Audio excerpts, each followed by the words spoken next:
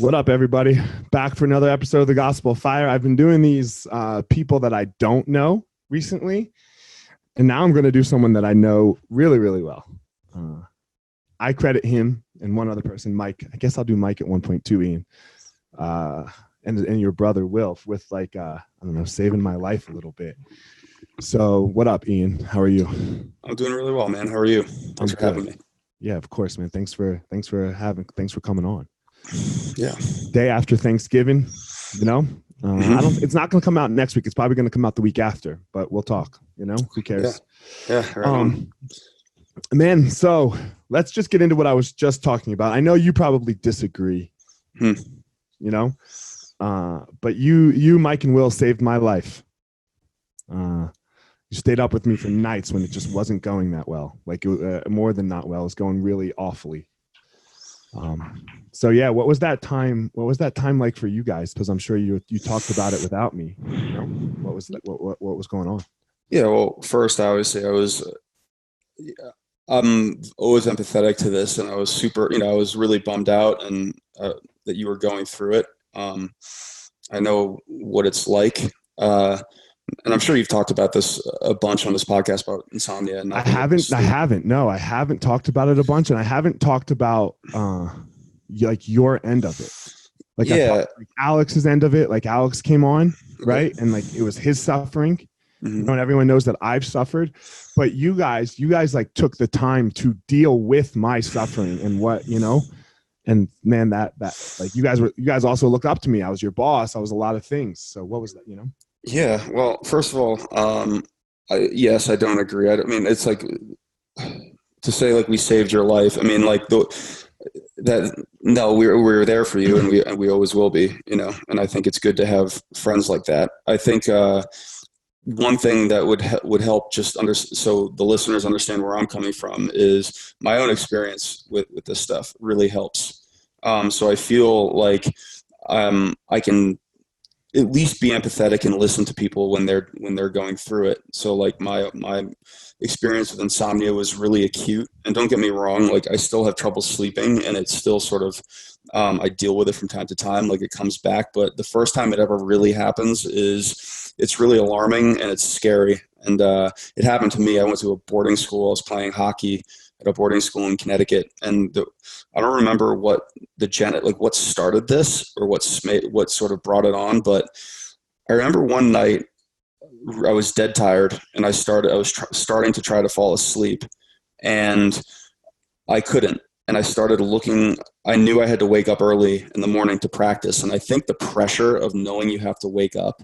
With people with OCD or this sort of tendency, it can kick it off. But I started noticing that I was looking at the clock every 20 to 30 minutes. And for some reason, and this has happened to me before, but this was accompanied by a lot of anxiety. And yeah, I just remember almost having this strange voice, and it really was a voice. That it wasn't like my own thinking, or at least didn't feel like it. It seemed like every time I started to drift off, this voice would be like, "Wake up," and I'd wake up.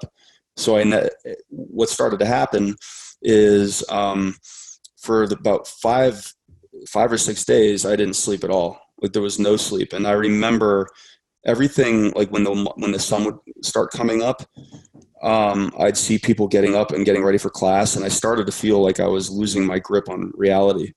And around 2 p.m. every day, I would start the anxiety would start to like boil over, because I was just fearing the night coming again, because the anxiety I knew, of trying to go to sleep. Yeah, well, yeah, and so the sun would start to set, you know what I mean, and I would start to freak out, because I knew that it was going to be me again battling this thing where I was trying to fall asleep. And it's not normal. It's not like the thing where I'm doing stuff and I'm up late and I'm just a night owl. No, this was like super acute, and I started to think I was going to die. You know, and unless you've like really like you've gone through this, it's a really tough thing to describe when you're a prisoner in your own mind. And so when you were going through it, I was obviously very upset that someone I love and care about is going through it. But I also knew I know what the way out looks like. And in the beginning, you were going the wrong way, and I was just trying to steer you. But yeah, I think that just helps everybody know where I was coming from. And then my brother has dealt with, and he'll be really good to talk to because he's dealt with this his whole life to one degree or another. Will has really suffered. Will has really suffered. I think one of the acute moments, and I wrote about it in the Gospel of Fire in the book, was when it was 4:00 and I was losing my mind one day, you know, and because I didn't sleep for like, I don't know, 2 days or something at this point. And it wasn't the beginning. We were like still in the middle of the devil, but it wasn't like the first day or so of it. But you came in and you put this cup of coffee on my desk. And you were like, drink this. And I was like, I was like, no, man, fuck you. I was like, if I drink that, I'm not going to sleep. And you said, look, you're already not sleeping. So what's the big fucking deal? You know? And you didn't curse at me like that, but you're like, you're already not sleeping. So who cares? Right now, this cup of coffee is going to make you feel better. Right in this moment, you will wake up a little bit. It will give you a little energy. You won't be so tired. It will make you feel better right now. But then you also promised me, right? And this is what got me to drink the coffee.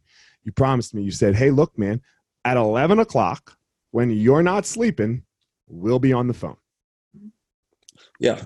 And my thinking there, and like, this is the problem. And I think if you've never talked about what you dealt with, I think you should talk about that, because I think it's super instructive for people to hear. Like I think I would imagine a lot of people who listen to this podcast probably do jujitsu. They probably do martial arts. And for whatever reason, I think this is one of the things in jujitsu, like a lot of people probably battle with this. It's OCD, right? Yeah, exactly. And I think I just think jujitsu and martial arts in general tend to attract people, who are dealing with whatever other struggle it is in their life. And I think this is one that a lot of people do deal with. But my thinking with trying to make you drink the coffee was like, so the way it's like a Chinese finger trap, like the harder you try to resist this anxiety, the worse it gets. It's like quicksand. You just get mired in it. And so the way it's like that book, The Obstacle is the Way, that you like to talk about. Well, it's the same thing. Why do you think I like this fucking book so much? Yeah. It's because the way through it, or the way to get through the anxiety is to just almost welcome it. And it's that, but see, that's the trick, because your anxiety won't let you. And so all I was trying to do was say, hey, look, you're not going to sleep, and that's cool. Right. That was almost like, try to stay awake. Drink a 5-hour energy drink right before you go to bed.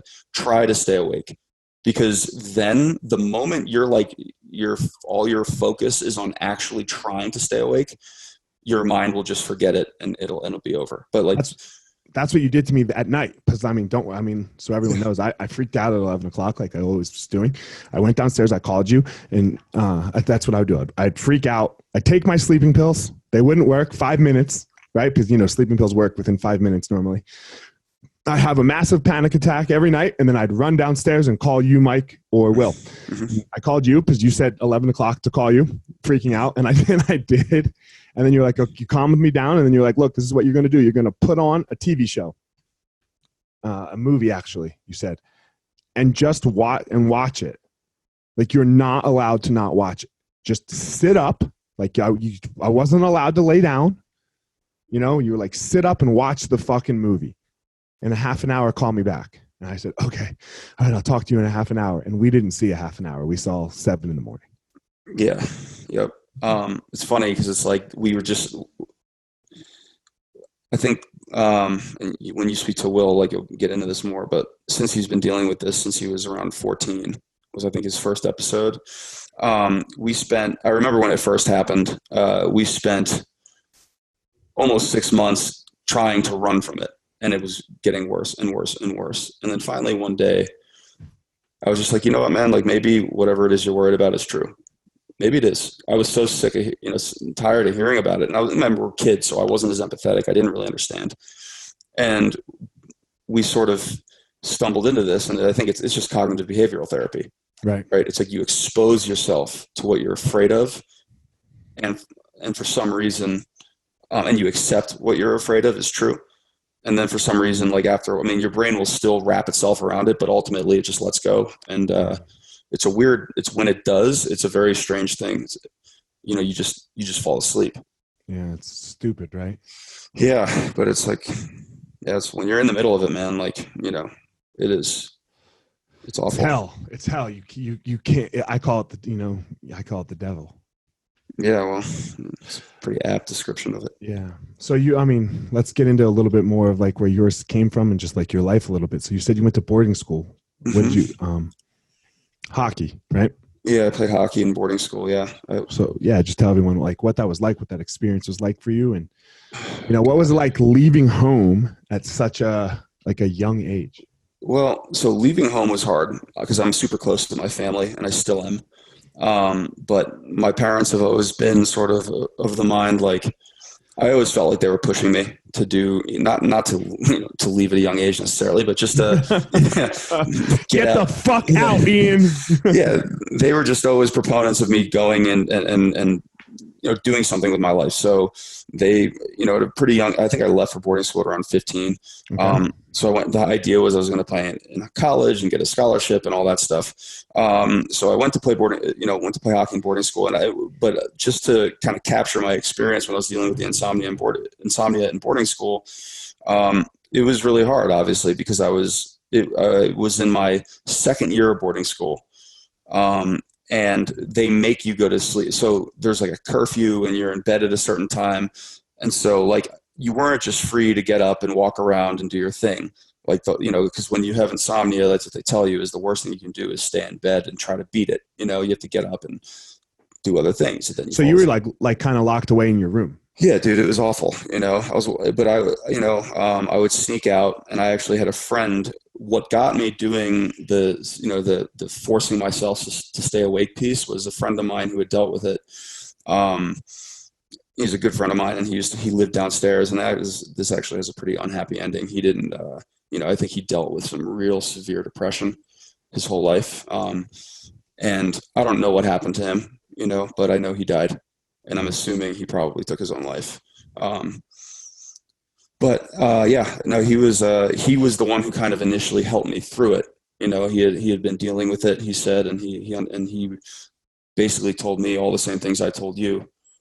And I lost touch with him after high school. So I don't know what transpired if he got in, I know he was doing drugs and stuff like that too. Right. So I'm assuming that played a part in it because, if you're dealing with this stuff and you're like self-medicating and you're, whatever, even I think smoking weed when you're dealing with this kind of stuff, it exacerbates it. It certainly did for him. I know it does for a lot of people, but yeah, I don't know. My experience in general was rough, dude, because I didn't have my family. I didn't really feel like I had people to fall back on. It was a tough time, but all of high school, you didn't enjoy it. Well, I actually loved boarding school. It was interesting because it was an all guys boarding school. Okay. And it was, so you didn't really have the pressure. Like I always felt like I didn't fit in, when I was in my regular public high school and public education. And I think it's because girls were around. So everybody was kind of and this goes for girls and for guys, like everyone's putting on this face, trying to impress other people when it was just all boys. Like that wasn't really happening, so I felt like the friendships were closer. Yeah. You weren't trying to get laid too. Yeah, no, exactly. No, you're just every day in high school. You're like, okay, what am I going to like fuck school? And what am I going to do to get laid? Yeah, no, that's what it was all about. I was bad at it too. Well, me too. And maybe that's the thing. Going to an all boys school was a good cover up. Yeah, it took the pressure off. Yeah, it took the pressure off. You're like, fuck it. Yeah, I don't want to fuck guys, so we're good. No, exactly. But I actually really enjoyed I went to a place that was called Avon Old Farms, and I loved it. It was like a very formative experience for me. But that particular part of it, and again, it was like your first foray into an anxiety or into an OCD episode is harrowing. And it's, again, like I really can't describe being locked in your own mind like that, especially when you don't know it's happening, right? Like I think that's the other part of it. When you're just like, what the fuck is going on? It's rough. There seemed to be, there's like no way out. Yeah, like when your mind has you, it's like it's not over. It doesn't have to be over, but it is so fucking hard.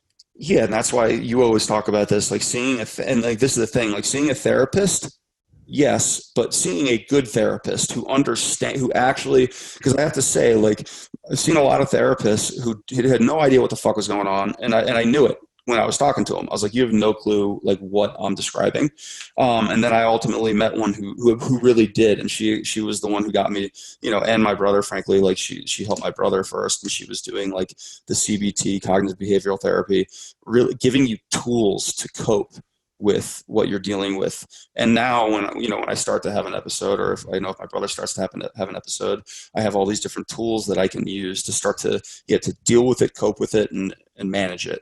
Before that, it was just like the Wild West. Went away. No, it just went away somehow, right? Like your brain, like you said it best, your brain gets tired of it, and then it just kind of dissipates. Because I like, this wasn't my first go at it. Yeah. So yeah, you just, and then you're like, oh fuck yeah, I beat it, and right, and you think, and you're like, okay, that's over, and then you just like kind of go about your day or your life, and then it comes back, and you just every time it hits you, you're like, what the flying fuck, like, yeah. And then it just dissipates. But now I would agree that the tools, man, the like what to do, like I do them every night. Yeah, well, I still do the stay awake thing every fucking night, man. Mm-hmm. Well, so does my brother. So this is actually kind of funny. Like, so he has this thing where, I mean, every single night the lights are on, the TV is on. Like and this is what it's from. It's from him. It's like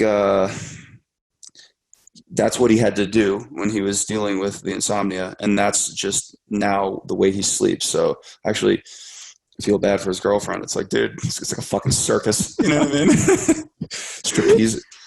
Dude, the first time, not the first time, I think the second time that I ever got hit with this fucking beast was when Renee and I first started dating. Mm-hmm. Like you think if you do certain things, and not like these tools of staying awake. I used to think that if I did a routine, like almost like, it's OCD, but not like, okay, touching something 5 times. It's not that. It's like, okay, I go to the bathroom, I do this, I do that, and then I watch this very specific movie. Yeah, it's called checking. Yeah, okay, and I mean, so it was the movie A Time to Kill. So Renee and I first started dating, and I was kind of going through it, and I didn't like tell her I was going through it, but I like had to put A Time to Kill on to go to sleep. So she's like, finally, like 3 weeks in, she's like, hey, asshole, I can't take the little girl getting fucking raped and brutally beaten by a bunch of fucking racist white dudes anymore. Turn the fucking movie off. I was like, whoa, why are you getting so mad? Like, because I wasn't putting the two together. She's like, you're going to turn me into a lampshade. Yeah. Yeah, I can see how that's alarming. Yeah, what's it called? Checking, you said? It's called checking. So when you have like OCD, there's the obsession, right? And then there's the compulsion. And they call the compulsion is when you start checking. So like when you were describing people who touch the table 10 times, or they have to lock the door 7,000, whatever it is, right? That's called checking. And the idea there is like you are trying to ward away the anxiety with these manifestations of behavior, these, you know, the sort of compulsory actions that you're doing, and that they call that checking, right? So it's the same thing. Like it's just taking a different form. So mine, and my brother, like the variant that we share, and my brother has it to a greater degree than I do, but I tend to worry something's wrong with me for whatever reason. That's I do it too. I just got over it a little bit. Yeah. And then I'm online, and so that's checking. Like when you're going online and you're like trying to, Google what's wrong with you. And I think like, look, everybody has this to an extent. But here's the difference between the person with OCD and this is like a really good way to put it. It's like someone who doesn't have OCD looks at some symptoms and they're like, oh, okay, I don't really have any of these. I'm sure I'm fine, and they stop. Right? Someone who has it will look at it and they'll be like, they don't find what they're looking for. So I have an achy right hip. Right. So I'm worried I have cancer. Okay. And then they look through a set of symptoms. Cancer doesn't pop up. They click out of that tab, they search again, and then they find it. They find something, maybe a comment on a Reddit thread, whatever it is. And that's the hook, right? So then they keep going. And it's a really dangerous pattern because you just sort of dig yourself into this hole, and then there's anxiety, and it's just it's kind of a downward spiral. I think that there was this book that I remember when Will was dealing with another one of an episode he had. He was pretty deep in it, and the other thing is you tend to worry about things that can't be disproven, right? This is the other trick. So whatever that is, like, you can't really disprove it, so you can continue to worry about it. But there was like a thought experiment in this book, and I have to find the name of it because if you do have OCD, you have to read it. I think I have it downstairs. It's amazing. And they do this thing where it's like they give you this thought experiment where they're like, picture that you're standing there and someone is holding hostage someone that you love, and they have a gun to their head, right? And there is an objective truth. So whatever you're worrying about, right? Let's say I have cancer. I have cancer. I'm worrying I have cancer. And there's an objective truth. Either I objectively do have cancer or I objectively don't. He's got a gun to this person's head who I love. And the question is, like, do you think what you're actually worrying about is objectively true? And you have to, whatever your answer is, if you're wrong, that person is going to get shot, right? So do you have cancer? Do you think you actually have cancer? If you had to bet that person's life that you have cancer, the person with OCD will say, if I had to bet, I'd say no, but and then they say, turn the page. If you turn the page, are you still worrying? And the answer is yes, you have OCD. Like, that's how this works. And I think, like, that is a good window into this kind of thinking, this tortured logic, Yeah, because you can't logic. It's exactly what you said. You can't logic your way out. You just keep fucking Googling until you go, there it is. Yeah, and they call that tortured logic. So you're trying to logic your way out. Yes. But your own thinking got you here, I mean, I ended up on Michael Jackson and Heath Ledger, who, I remember. They OD'd on fucking pain and sleeping pills because they couldn't sleep, right? But we're talking a bunch of other problems, not insomnia. Yeah, well, that's where it took you, Right, but the cause of their death was sleeping pills. Yeah.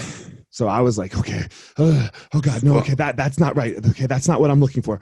What happens when you really can't sleep? No, what happens when you really, really can't sleep? No, when you really, really, really can't sleep, and like, how much benzos can you take? And blah, blah, blah. And then there it is. I'm addicted. Yeah, that's what I was going to say too. Like, that's where it takes you, right? Because now the crutch that you have to not sleep, or to the crutch that you were been depending on to get to sleep, is now dangerous. So now there's more anxiety, Right. Yeah, I was addicted. In 2 days, I was now addicted to benzos. Yeah. Like, physically addicted to benzos. I was like, I'm fucked, Ian. Yeah. And I was like, it's funny. It's like, whenever you would call me or call Will and be like, all right, here, I'm going to have a good night.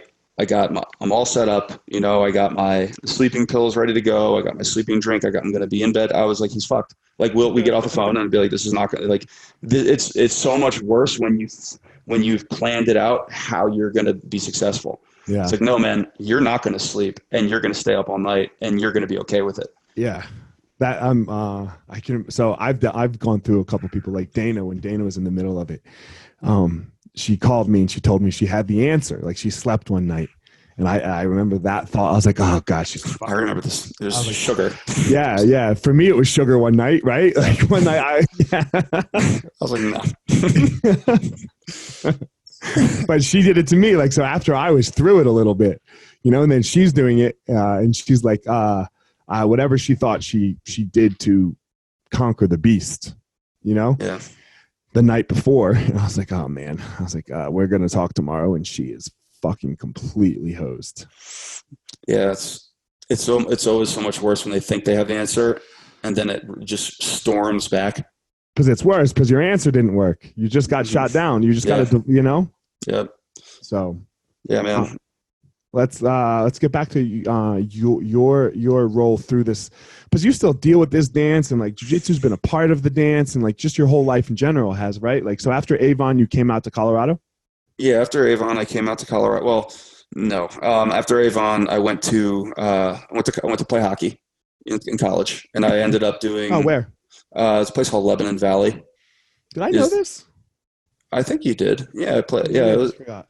yeah. You met Ben at Avon, right? I met Ben at Avon. Right. Yeah, it's kind of a weird story, man. The reason how I met Mike was I knew Mike, well before jiu-jitsu. Like a friend of mine who played hockey in boarding school knew Mike because Mike went to boarding school in Boston. Okay. And so I played with this guy in college, and he had known Mike. So when I moved out to Colorado, he was like, "Yeah, I have a buddy out there. Meet up with." They called him Toos back then. But yeah, no, I went to college to play hockey, and I ended up hurting my knee pretty badly. And I got into a lot of stuff I shouldn't have been doing. I was just doing all kinds of, I was doing drugs and drinking and the whole thing, failing, not doing well in college. Hardcore drugs or like I mean, hard. Oh no, I was like, drinking and doing cocaine and shit like that. Okay. Hard enough. You know what I mean? Yeah. Cocaine's a hardcore drug, man. Yeah, and I was doing but really it was pain pills. Okay. It's a hardcore drug. Yeah.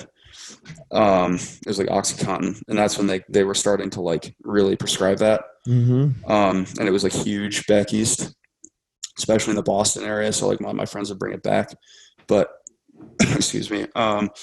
Anyway, I was doing poorly in school because I wasn't playing hockey anymore. I was injured, and it just turned into this thing where my mom was like, "You need to get the like." I was like, "You know what I'm going to do? I'm going to drop out of school and move to Boston with my buddies." She's like, "No, you're not. You're going to go out to Colorado." She's like, basically, like, get the fuck out of here. What was why Colorado? She went to CU Boulder, and she so she wanted me to go to CU Boulder, which I did. And then I pretty quickly got into jiu-jitsu, and it was started doing it and fell in love with it. And then I met all you guys, and this is always one of the reasons I talk about why the speeches are so important. This is why I take these things so seriously.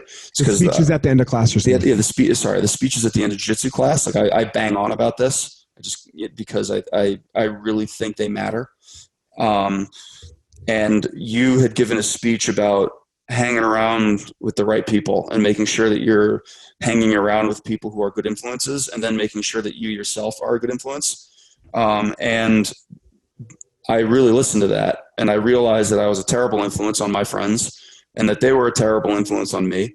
So I kind of cut them off, and started just hanging around with, all of you guys. Yeah. It's weird how jiu-jitsu does that. Mm-hmm. Right. It's weird. Like, I'm still friends with some of my friends that I had in college, but not like my jiu-jitsu friends. Yeah, it's not even close. Not like my jiu-jitsu friends. I have a couple friends, like the neighbors next door now. I'm tight with. Yeah. There's like there's a couple families that we're tight with, but I would call the neighbors next door for anything. But other than that, I'm ride or die with my jiu-jitsu friends. So, what it became 4 of you, right? Like that, like your crew is like you, James, Mike, and Carlson. Yeah. Carlson was a little younger though. Was Carlson part of you guys' like little thing right away, or pretty quickly?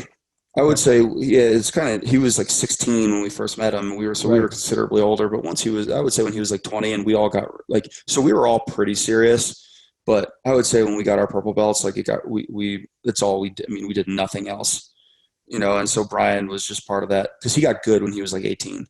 Yeah, he trained since he was 12. Yeah, so we were all training all the time. Right. So I would say, yeah, he was definitely part of it. My brother would train with us too. Like Will was pretty, Will hurt his behind you, but he hurt his back, right? Hurt his back, yeah, which is a bummer because he's always been more athletic than I am. Right. But he just hurt his back. But yeah, we were all training, and then Ben Williams was a 1-stripe white belt and was better than all of us. Knew everything. Dude, I got to tell the Ben Williams story. So I barely met him. Right? I knew he was a 1-stripe. I mean, I knew he was a fucking white belt. And I'm teaching class one day, and Nick Klein's in the office, and he walks in, and he's like, "Yo, yo, I'm about to have a fucking seizure. And I'm like, okay. And I didn't know that he had a seizure disorder. He's like, whatever you do, he's like, what I need you to do is I need you to hold my head and don't call the cops. I was like, okay. So he lays down on the mat. I'm holding his head, and holy fuck. You're violent. Like, violent seizure. And I'm like, Nick, get the phone ready. Get the phone ready, Nick. Like, I'm screaming because like, I'm like, holy fuck, this isn't a seizure. This is death. Yeah. You know? And then a minute later, he sits up, takes a deep breath and goes, sorry, man, thanks. Did you call the cops? And I was like, no. He's like, all right, good. I'm out. I'm like, you're out? Like, what? Like, you're going to die now? He's like, no, man, I'm good. It's over. He's like, I'm just going to go back to what I was doing. And he walks out the school. Man, so Ben, like, and for everybody on this podcast, like, he's a friend of mine from boarding school that we alluded to earlier, but now he's friends with, it seems like, everyone I know. You know what I mean? And like just as good as friends with everyone I know. So he's like one of the most social and outgoing people I've ever met in my life. Yeah. And he's also like one of the most remarkable people. Like he, man, for his resilience, I don't think I've known anyone in my entire life as resilient as Ben.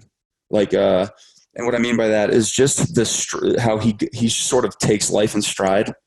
It's like amazing to witness. I remember when he was having these seizures, and I think he's actually been doing much better. But man, there was a long time where we were really worried about him, because it wasn't like like you're describing. It wasn't like a thing where he was having a seizure, a petite mal every now and then. And don't get me wrong, that's serious. But it was like a grand mal, like he's on the ground shaking, like it was clenched. It was super violent, scary to watch, and he started to forget people. I don't know if you remember this, but like he was forgetting. His memory was going, and he was like forgetting people who he knew who fairly well. Like I remember. I didn't know this. Oh yeah, it was really scary. There was a friend of mine who worked at the front desk, who was also a mutual friend of Ben's. And to the point where like we'd all been out together several times, and Ben came in at the Jiu-Jitsu school front desk. No, sorry. This is when I worked the front. This is at the St. Julian. I'm confusing people. Yeah, when I was at the hotel, I worked at a hotel for 10 years before it's a hotel in Boulder before I started to work full time at Easton. And there was a girl at the front desk who was kind of a mutual friend, and I remember one day I had mentioned the day before we were all going to go see a movie together, and then the next day. He remembered we were seeing the movie, and I was like, cool, man, I'll just, go get Kendra. And he was like, who? And I explained, I was like, I didn't know what was going on, and I explained, I was like, what do you mean Kendra? Like, what are you asking? And he's like, I don't know who Kendra is. And I was like, are you fucking with me? Yeah. It really scared me. I was like, are you just, I thought he was playing a joke, but I knew he wasn't, I was hoping he was, but I knew he wasn't. He came to the hotel. He was like, who is she? I want to see her. And I brought him into the hotel, and he had to act like he knew her kind of. But she was like, what's wrong with him? Like, because he came in, he was like, I've never seen her in my life. It was fucked up. Oh, shit. That's fucking scary. Yeah, it was real scary. And so, like, all of us were and there was a period of time where, like, we were just really, really concerned. And I remember thinking, having this, like, fear, I'm going to get a phone call one day, and he will have not come out of his seizure. Right. But man, like, he would just say things like, it's just another lesson in powerlessness, man. Like his ability to just sort of take life as it came. I don't know, man. He's like a special dude for sure. Like for the amount of shit we talk about him, and like just bust his balls, because he's an easy person to do that with. Like he's just like I've never met another guy like him, but. Well, he comes in and Mark Vetri's in my fucking house cooking everyone a phenomenal meal, and he's telling Mark, who's a fucking top restaurateur, top chef in the fucking country, how he's doing. Yeah. And you're like, yo, asshole. Yeah, he just he thinks he knows everything, but he's the one. And maybe everybody knows someone like this, but like he's just one of the most social and outgoing people. Like I can't go anywhere in public without people knowing who he is. Right. But yeah, no, I think just sort of back to the conversation we were having about OCD and anxiety. It's like, but see, this is the thing. He accepts it. He's the opposite. Yeah. He accepts it, and that's all we can do, like, and he was like, he just embodies that. Yeah. That acceptance, I have this coin in my car. Stoic coin says memento mori, which is just like you could leave life at any time. Yeah. You know, and I just try to look at that every day. Try to make sure that I'm aware that is a super keen thing on my mind. Not on my mind, that I know it. Because I think a lot of times we just go through life as though tomorrow's coming. It's going to be pretty similar to today, right? Yeah. But it's, you know, and Sam Harris says it, man. We are, and I know this drives you crazy. This is what you really get scared of. We are a phone call away from, you know, or a doctor's visit away, I think he says, of a life-changing moment. Yeah. No, it's this. I spend a lot of time thinking about this, but I think there's like a difference. I think you don't dwell on it. You know, there's a way to be morbid and to dwell on it, but there's also, this is what, you know, gives you like a window into enjoying life, like really the real, like the real understanding and the genuine understanding that this is all super temporary and can be over. And it not only, like, look, even if we live until we're 85 years old, there's just not, like, life just isn't that long. That day's coming for us. The phone call or doctor's appointment away. Yeah. This is coming for us. There's no escaping that. No, exactly. Like, so there's this, I don't have it up right now. I go through I take it up and I swivel the camera to it, but I take it up and I put it down, I take it up. But there's this, it's a Tim Urban blog. It's called Wait, But Why. And I actually talked about this. Called? Wait, But Why. Wake, but why? Okay. No, wait, as in like I'm waiting around. Wait. Yeah. Okay. Wait, but why? Okay. And yeah, it's a great blog. I actually got it from the Sam Harris podcast, or maybe it was his app, but he references it. But on this blog, there's a calendar, and it's weeks of life, right? So it's got up to your 90 years old. It's got, like, you know, every dot represents a week, every little, and you can like check it off, and you look at it, and it's scary, because you realize that even if you live until you're 90 years old, like, man, like 1 week is a significant portion of our life, you know? And when you look at it like that, you can put your finger on the week you're on, you know, and you just realize even if you live to 90, it's not that long, right? So even if we assume that we're both going to live to 90, and in fairness, like, that's probably not a safe assumption. Life is short, and it can be a lot shorter. I mean, it could end tomorrow. It's you know, the one thing he said that I liked is, like, we're all playing this game and none of us can see the clock. And I think when you really understand that, it allows you to live life a little bit more fully. Yeah, it gave me, for me, my anxiety gave me some freedom. You know, it made me realize that this shit can suck. This shit can really suck. So how I better, and that devil can come back at any point.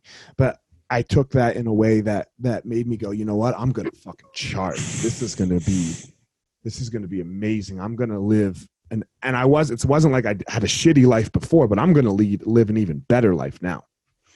Yeah. Yeah, man. So yeah, I mean, and Ben, I think Ben embodies that, because I think he feels, tying it back into Ben there. He feels like these seizures, he knows one of them could probably kill him. Yeah. Right? He knows one of them could probably end his fucking life. So he has two choices. He can get busy living, or he can get busy dying. Yep. I think you totally agree with that. And go ahead. Sorry. No, sorry. So, and I was going to say, and, like, you know, he's been sober for a long time too. So Ben has, like, brushed with mortality. Yeah. Several times. Has he been on this podcast? No, I think I'm going to call him. Yeah, he's great. Like, he's a really unique person with, like, a unique experience. But no, yeah, he's definitely, I think he really does embody this acceptance, and he's like a genuinely happy person. Yeah, you know, sure. And Will and I have talked about that, man, because we're like, here we are, like, we don't have a seizure disorder, you know. But I can't stop worrying, and I look over at Ben, who's, like, legitimately struggling. Yeah. And he's happy. He's happy. You know? Yeah. And so, yeah, it's like, your station in life has nothing to do with your happiness. Yeah, it doesn't seem to. Or it certainly isn't the only. It doesn't have to. Yeah. Right? It doesn't have to. For a lot of people, I think it does. But it doesn't have to. You can get away from the station. Yeah, I mean, look, like, you could look at Anthony, you know, like people like Anthony Bourdain who appear to have everything on paper. And his station was high. Don't. And then there's other people who are, in poverty and seem to have very little of the things that we tend to want. Yeah, and they're happy. So like there's something to this, to this stoicism that you're describing. And like I've really gotten more into it recently. Yeah, I'm like a stoic Buddhist. Alex is taking me a little towards Buddhism, Mm-hmm. I'm a little, I don't know. I like it. It helps me. Yeah, so I don't agree with, and this is the thing, like there's some stuff I read in Stoicism that I'm like, yeah, I don't really agree with that. Yes, yeah. But I do think it's cool. A lot of it, I think, is, what I think Stoicism is very good about? It's like, it's getting rid of this victimhood mentality that I think is pretty prevalent. Yeah, it fucking sucks. Yeah. You guys always get mad at me that I yell and scream about it, but no, but it's like really important, because like, man, feeling like you're the victim is just unfortunately never going to get. It's just never going to help with anything. It's such a weird dichotomy that we have to go through with people, because for the people who are lucky in their lives, who are, for the top 1%ers, let's say, which I think in the whole world, you and I fall into both. Like we're in that category, right? So for us, we need to realize that there's people that outside of all of their control, they are fucked, right? They are in a fucked situation, and we need to help them. But you can't tell them that. Yeah, I totally agree with this. Right? You can't walk up to the most fucked person in the whole world and say, dude, you're fucked, man. I'm sorry that you got this raw deal. Because there's no way out if you do that. Yeah, no, man, I totally agree with what you're saying. It's like this weird paradox where I think the people who have and there's a really good graduation speech by Michael Lewis. Yeah, you're the one who got me on this. Everybody watch it. Yeah. It's so good. But they're like, and I agree, where the people who are the haves, right? The people who are quote unquote lucky, I think it's important to acknowledge you're lucky and to feel as though you owe a debt to those who aren't. That being said, right, if you are a person who has been unlucky, let's say you're like, if you're born with, and because this is the problem, right? There's always ways to make this worse. Right? You can just keep going. I mean, like, let's say one person is born without a leg. Well, then the other person's born without 2 legs, right? So it can always be worse. And that's the strange thing about life. But if the person who's born without legs immediately out of the gate considers themselves a victim, they are going to struggle their whole life.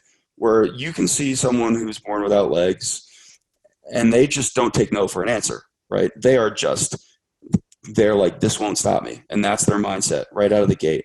They are going to be successful, or they have a much higher likelihood of being successful. So like the weird thing is, if you can't, people are actually victims. People are unlucky. Like circumstantially, that, like, if, there are places to be born where you are objectively unlucky. But if you believe you're unlucky, or worse, if you believe you're unlucky and then think that you can never do anything about it, you're fucked. I think if you just believe you're unlucky, you're fucked. You're fucked. Yeah, it could be that simple. Because if you believe you're unlucky, like the people, like, I mean, look at whoever it is. Like part of what made them amazing was their unluckiness, their struggle, which seemed to be something unlucky. Like Malcolm Gladwell's book, David and Goliath, goes all into this, and then it's what made them amazing. Mm-hmm. No, I totally agree with you. And I think it's important for people who, but it is important for the people who are lucky, and I consider myself lucky, to be empathetic and to understand that other people have a much more serious plight, and to do what I can to be empathetic and be there for them and support them and encourage them. But I do think that all that has to be done without making them feel like victims, and this is like where I think it gets into politics a little bit, and people on the right and on the left are confused a little bit about this. Well, everyone's way. Like, yeah, I think people on the right and the left, hold on, not people, the leaders on the right and the left. That's fair. Yeah. Are way off. Like, way the fuck off on how we have to deal with these problems. Because I don't think they really care. They want to stay in office. No, I think you're right. I totally agree with you.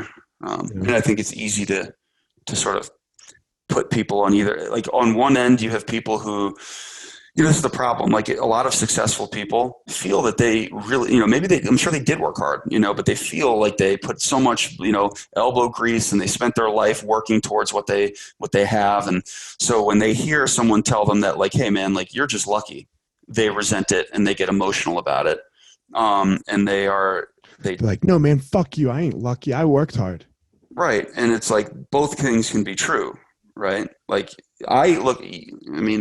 this is that whole free will argument. It's like, even the drive, right? Even where does that come from? Like people's drive to work hard. That is, I would argue, like being driven and resilient is the most important, or certainly one of the most important attributes to have. And there's a serious argument to be made. In fact, I don't think there is another argument that can be made to go against it. That's also luck. You didn't pick your parents. Yeah. The whole thing. I'm sure you probably talked about this a bunch. Yeah, of course. Look, man, I was, the grandchild of Holocaust surviving Jews. You know how unlucky they were in that sense of the world? Yeah. But they showed me how to fucking work. Like, that nothing fucking matters except like what you do. Like, yeah. So fuck, like, yeah, my dad's childhood was so ridiculously unlucky, but he showed me what hard work was. Like, and that I always have to work hard. So now I get to be like really, really lucky, but all these other people had to fucking suffer for that. For me to have this, I didn't do shit. I was born. Yeah. And just so, probably for everybody, the listeners, like, because they don't know what our stance is on it, or, I think this is the best way to put it is like, choice exists, but they know where my stance is. So you talk about this all the time? I've talked about free will, but go ahead. You explain. I want to hear your explanation. Oh, well, and it's not mine. I'm not, because this is, again, like we've dropped Sam Harris's name a bunch, but he's like an intellectual that I like listen to a lot, and philosophically he's been very influential on my thinking. But me too. The premise is that there's an ocean of prior causes. Like, we didn't pick our parents.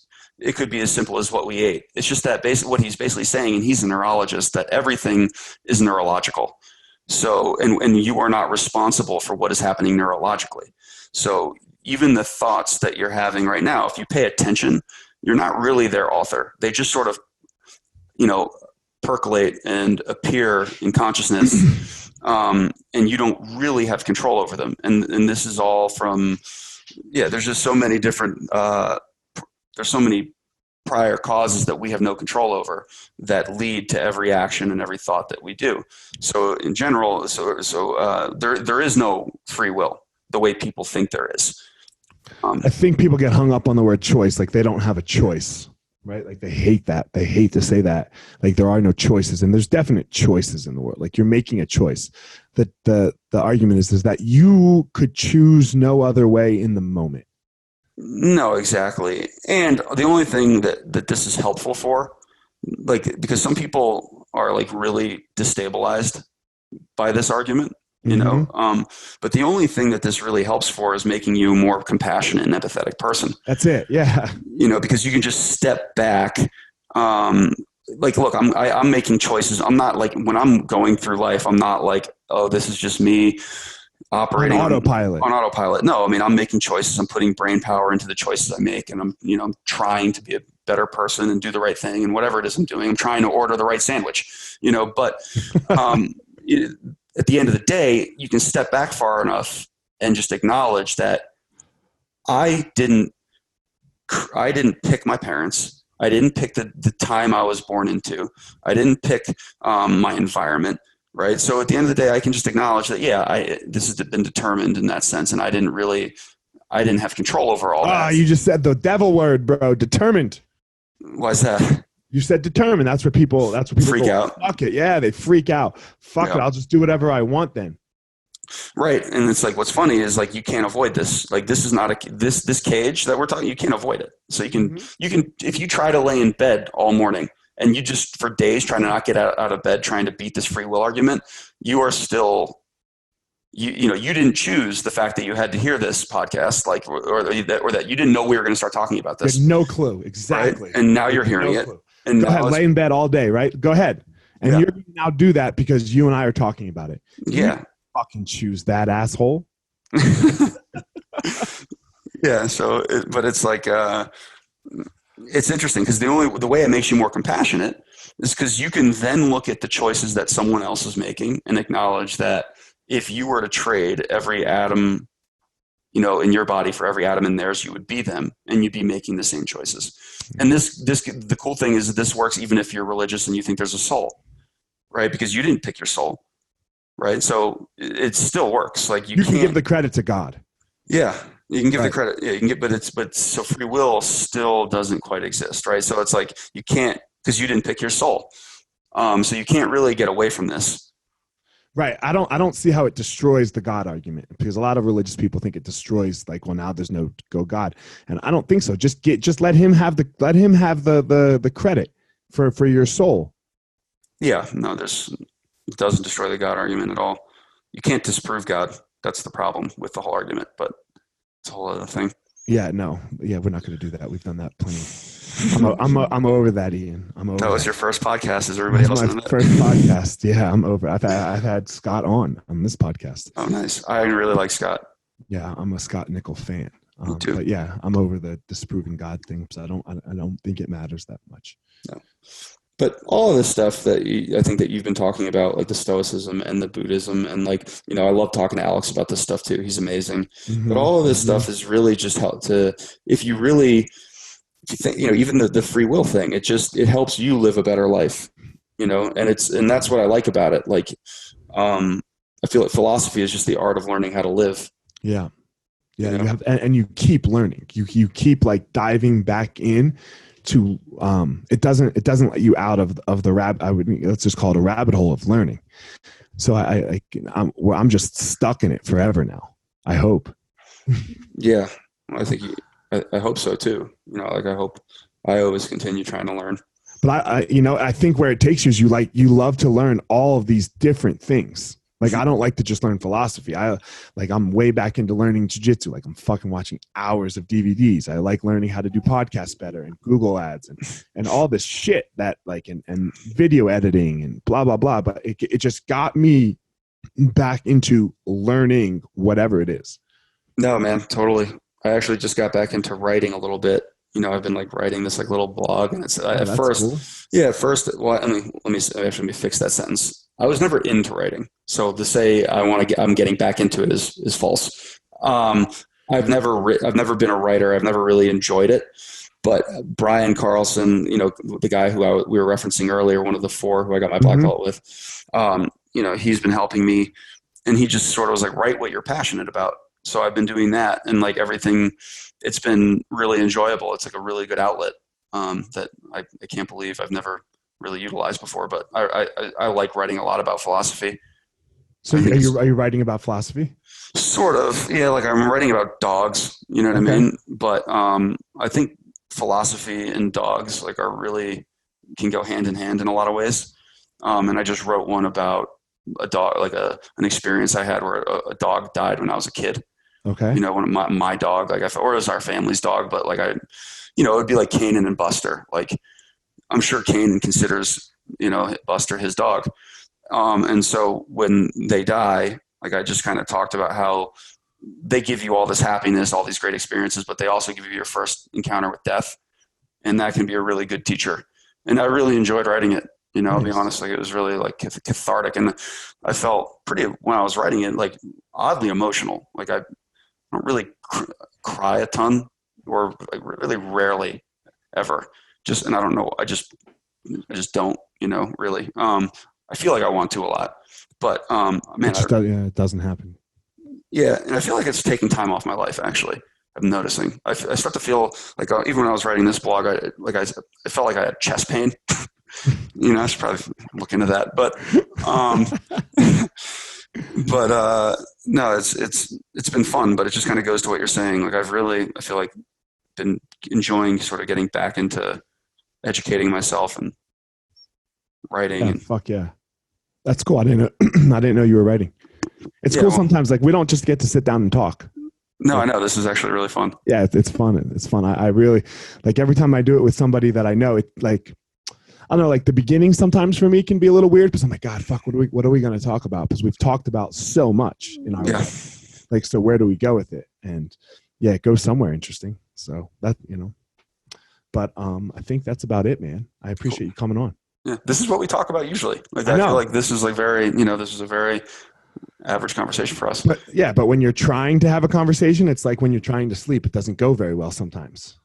Yeah, for sure. It cannot go well. I hear you. Right? No, but this is great, man. I appreciate you having me on. It's always fun. Thanks. I appreciate you coming on. I'll see you. Are you coming into school later? Yeah, I'm going to be there at 3.